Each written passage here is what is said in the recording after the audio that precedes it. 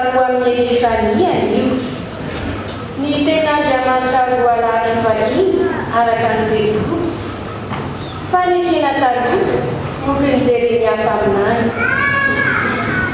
Jeremia faharoa amin'ny efapolo vakina manomboka amin'ny 5 voalohany.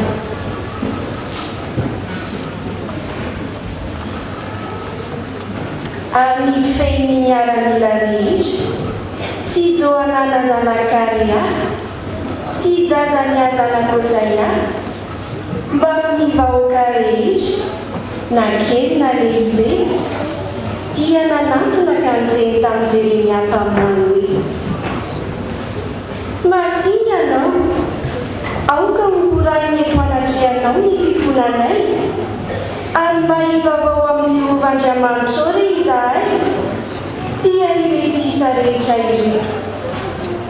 Fa vitsy izahay no sisa na dia maro aza fa iny dia araka izao hitany masonao izao. Mba hambaran'i Jehovah Andriamanitra ho anay izay lalana mety alehanay sy izay zavatra tokony ataonay. Dia hoy Jeremia mpaminany taminy efa reko izany ho arindro hivavaka amin'ny Jehovah Andriamanitra reo ary aho araka ny teninareo. Ary ny teny rehetra izay avarin'i Jehovah nareo dia ambarako anareo fa tsy hisy afoeto. Dia hoy izy tamin'i Jeremia Jehovah no aika ho vavolombelona marina sy marika amintsika raha tsy manao araka ny teny rehetra izay andrahan'i Jehovah Andriamanitra ao anao aminay izahay. Na ho soa na ho ratsy dia hoeninay ny feon'i Jehovah Andriamanitra izay nandrahanay anao mba hasoanay raha mihaino ny feon'i Jehovah Andriamanitra izahay. Ary no niafaka foniny dia tonga tamin'i Jeremia ny tenin'i Jehovah.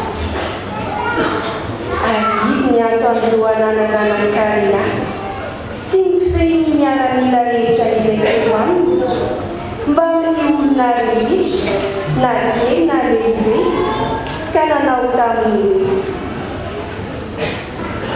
izao milazain'i Jehovah Andriamanitra ny Israely izay efa nandrahanareo ahy mba ho raiko eo anatrehany ny fifonanareo. Raha mbola olona amin'ity tany ity ihany ianareo dia orika ianareo fa tsy horavaka, ary amboleka ianareo fa tsy hotaka. Fa manenina ny amin'ny loza namelezako anareo. Aza matahotra ny mpanjakan'ny Babilôny izay atahoranareo. Iny aza matahotra azy Jehovah fa momba anareo aho hamonjy sy hanafaka anareo amin'ny tanana. Ary ataoko mahita famindram-boa ianareo dia hamindra fo aminareo izy ka hampody anareo ho any amin'ny taninareo. Tohizana ao amin'ny fanekena vaovao taratasy voalohany nosoratan'ny apôstôly Paoly ho an'ny kristianina tao Korintiana voalohany vakina manomboka amin'ny 5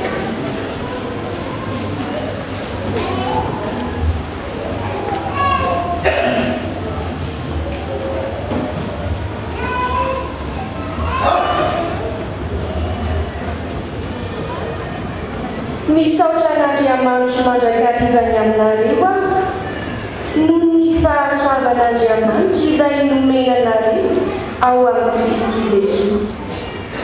Dia ny nampananana renanareo ao aminy amin'ny zavatra rehetra na ny teny rehetra na ny fahalalana rehetra araka ny orenan'ny filazanan'i Kristy teo aminareo ka dia tsy latsaka amin'ny fanomezam-pahasoavana rehetra ianareo miandry ny fisehoan'i Jesosy Kristy Metsy, izay ampiorina anareo koa hatramin'ny farany, ka dia tsy hanatsiny ianareo amin'ny andron'i Jesosy Kristy Metsy. Mahatoky Andriamanitra izay nahatonga ny fiantsonanareo anananareo firaisana amin'ny zanany dia Jesosy Kristy Metsy.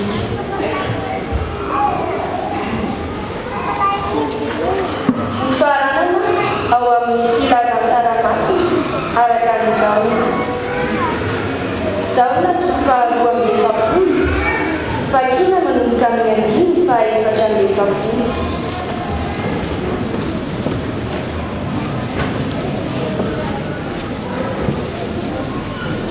Ary avy amin'izany no anakinana ny toro-teny amin'ny anaran'i Jesosy Kristy.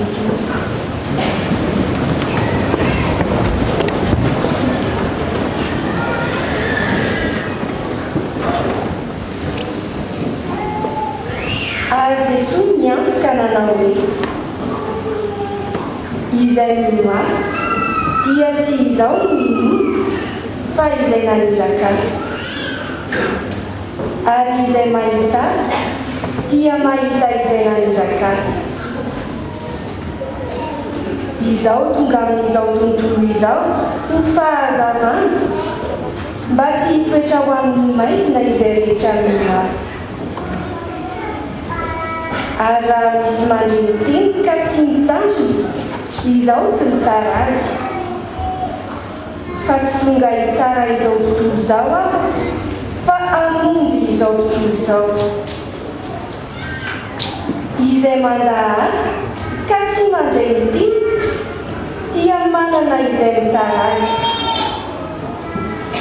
Ny teny izay nolazay, izany ihany no hitsara azy amin'ny andro farany, satria izao tsy miteny ahy, fa ny iray izay naniraka ahy, izy no nandidy ahy izay nolazay sy izay notoriko.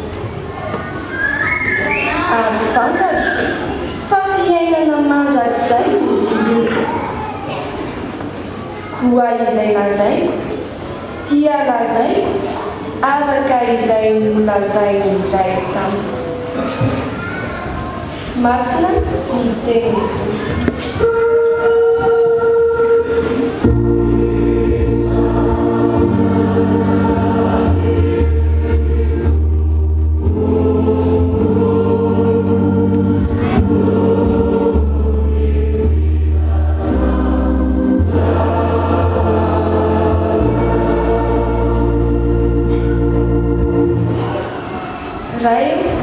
Mbola misaotra sy mileranao izahay fa mbola nomenao izao fotoana izao na ahafahanay namaky sy mihaino ny teninao. Ny teninao izay manambara aminay fa Jesosy no fahazavana mamelona anay. Raha ihaino miafatra aminao ary izahay dia taloha amin'ny fanahinao masina ny mpamomponao izay hitondra ny hafatrao.